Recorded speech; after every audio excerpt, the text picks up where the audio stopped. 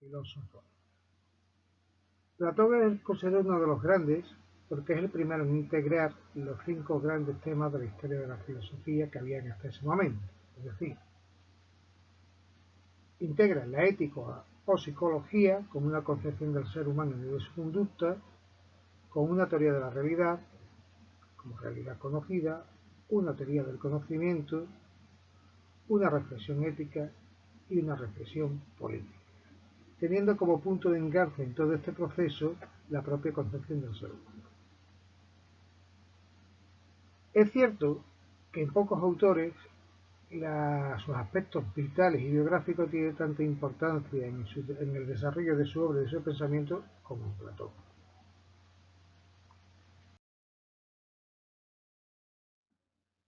La vida de Platón transcurre a través de uno de los periodos más interesantes de la historia ateniense y por lo tanto de toda la cultura helénica. Los acontecimientos más relevantes y que de alguna forma intervinieron o tuvieron una influencia en el pensamiento de Platón son lo que se ha dado llamar el periodo intermedio, que va desde el 479 hasta el 431 a.C., y que coincide con lo que es la época del imperialismo ateniense, también conocido como el siglo de Pericles. Es en esta época donde Atenas llega a su cenit y a su máximo esplendor.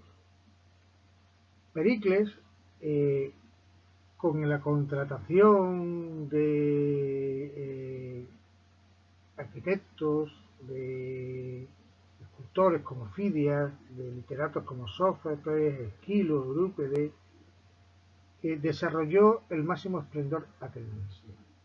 En esta época es también donde viven los grandes filósofos como Anaxágoras, los sofistas y Sócrates.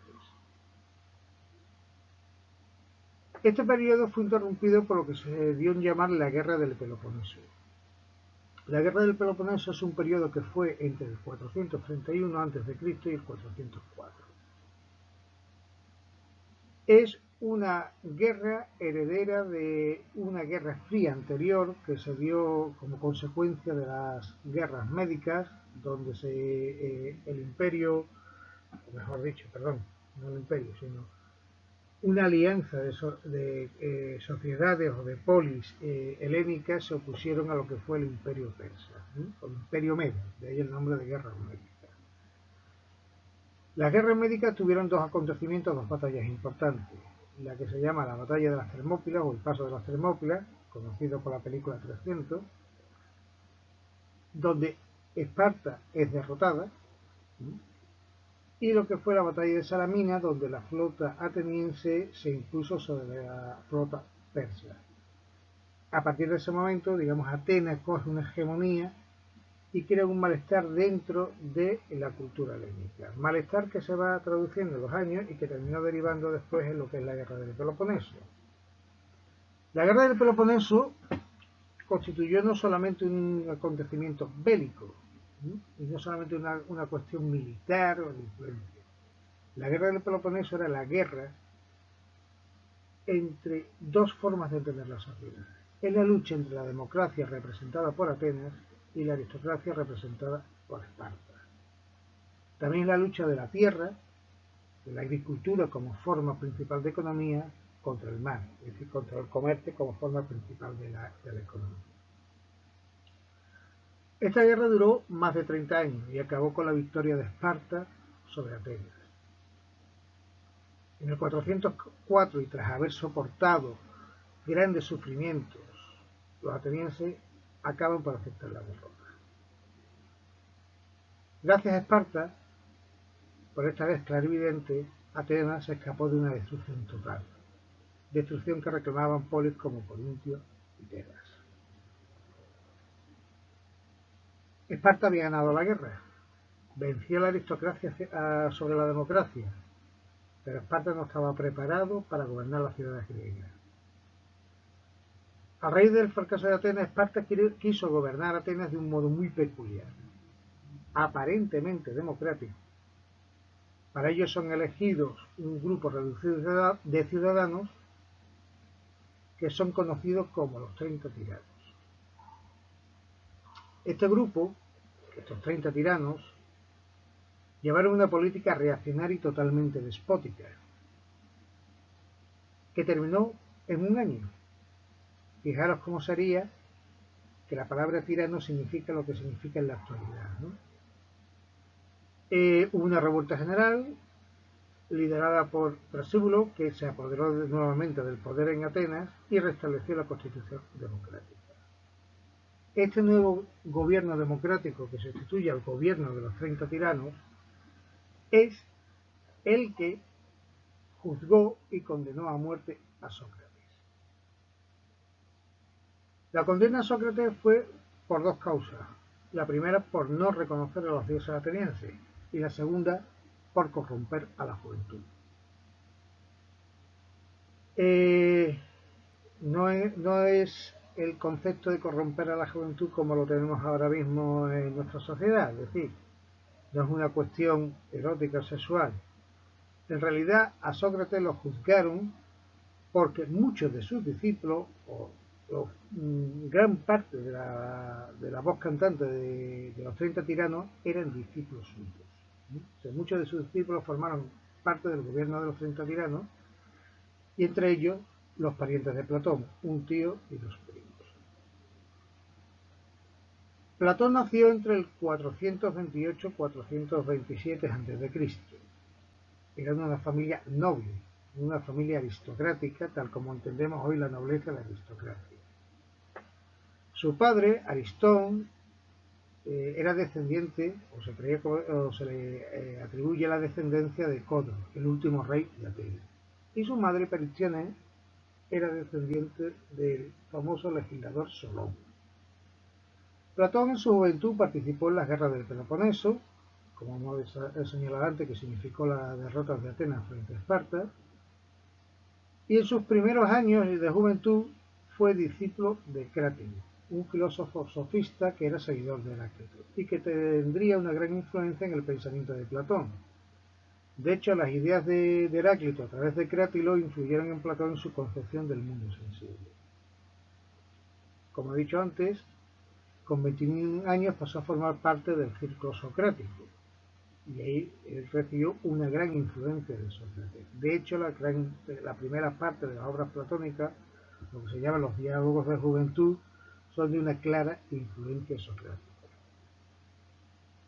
Tras la muerte de Sócrates en el 399, Platón se refugió en Megara, es decir, salió huyendo por temor a que el gobierno democrático lo juzgara ahí o tomara algún tipo de represalia hacia él. Y comenzó a viajar extensamente por Italia, por Sicilia, por Egipto y por Cirene en busca de conocimiento. En sus viajes por la Magna Grecia, por lo que era actualmente el sur de Grecia, tomó contacto con los pitagóricos y con los eleatas, y de ahí conoció las ideas del ser de Parménides. En el 388 viajó a Siracusa, a Sicilia, y quiso influir en la política de Dionisio I. Su forma de concebir la política lo llevaron a prisión. De regreso a Grecia, su barco se detiene en Egina, que estaba en guerra contra Atenas. Su barco es apresado y él es vendido como esclavo. Sin embargo, Almíceres de Cirene, un amigo suyo, lo reconoció en la venta de esclavo y lo compró para devolverle la libertad. En el 361, tras recobrar su libertad, fundó la Academia, que es un centro especializado en la actividad filosófica y cultural, un centro dedicado a la investigación científica. Estuvo funcionando ininterrumpidamente hasta su clausura por Justiniano I en el 529 después de Cristo. Fue Justiniano I el que mandó quemar la biblioteca. El contexto filosófico de Platón podemos decir que está formado, evidentemente, por la influencia que tiene por Crátilo de Heráclito, por la influencia socrática, que es la que más pesa sobre Platón, la influencia de Parménides, la influencia de Pitágoras y en cierto modo también por la influencia de Anaxágoras y, como no, por la influencia de los sofistas. El filósofo que más influyó en Platón, sin duda, fue Sócrates. Eso lo veremos en sus diálogos, es decir, sus diálogos mantienen la estructura, por lo menos los diálogos de juventud, los de transición y los de madurez mantienen la estructura del método socrático, el de la ironía y la mayéutica. En esos diálogos, como iremos viendo a continuación, se van formando también otras ideas, o van transmitiéndose también otras ideas de otros autores, ¿no? Cuando se llega a los diálogos, o sea, los primeros diálogos, los que se llaman diálogos de juventud, se de una clara influencia socrática. Platón lo que hace es reproducir el pensamiento socrático. De hecho, muchas de las cosas sabemos que muchas de las cosas que dijo Sócrates no porque Sócrates escribiera nada, sino porque Platón reflejó el pensamiento de Sócrates en esos diálogos. En los diálogos de transición, es decir, cuando ya se empieza a alejar de los diálogos de influencia socrática, empieza a formular su teoría de las ideas, y empieza a vislumbrar lo que va a ser su ontología, se puede ver una clara influencia de Pitágoras y sobre todo de las matemáticas y lo referente a la transmigración de las almas. Los diálogos de madurez son los que se comprenden entre la fundación de la Academia y su segundo viaje a Italia. Son evidentemente de carácter ontológico y epistemológico y suponen la culminación de la teoría de las ideas. A estos diálogos pertenecen el Banquete, el Gedón, el Fedro y sobre todo la República, cuyos textos son los que tendremos que leer y comentar. La última parte de la vida de Platón se desarrolla entre lo que se llaman sus diálogos críticos, que se llaman así por la misma crítica que Platón ejerce contra gran parte de su pensamiento y sobre todo del pensamiento que le ha precedido. En esta parte ya abandona el recurso a los mitos, recurso que está utilizando constantemente tanto los diálogos de transición como los diálogos de madurez. Y Sócrates empieza a dejar de ser el personaje central, ¿no? Y por último tenemos una última etapa que se llama los últimos diálogos o diálogos de vejez, que se centran especialmente en las cuestiones cosmológicas y en donde Platón empieza a endurecer su postura en referencia a los temas políticos. En estos diálogos también es muy importante la influencia del pitagorismo en su cosmovisión del cosmos. Con esto espero haberos explicado suficientemente lo que es el contexto histórico y filosófico de Platón. En una próxima clase abordaremos lo que es la propia filosofía de Platón.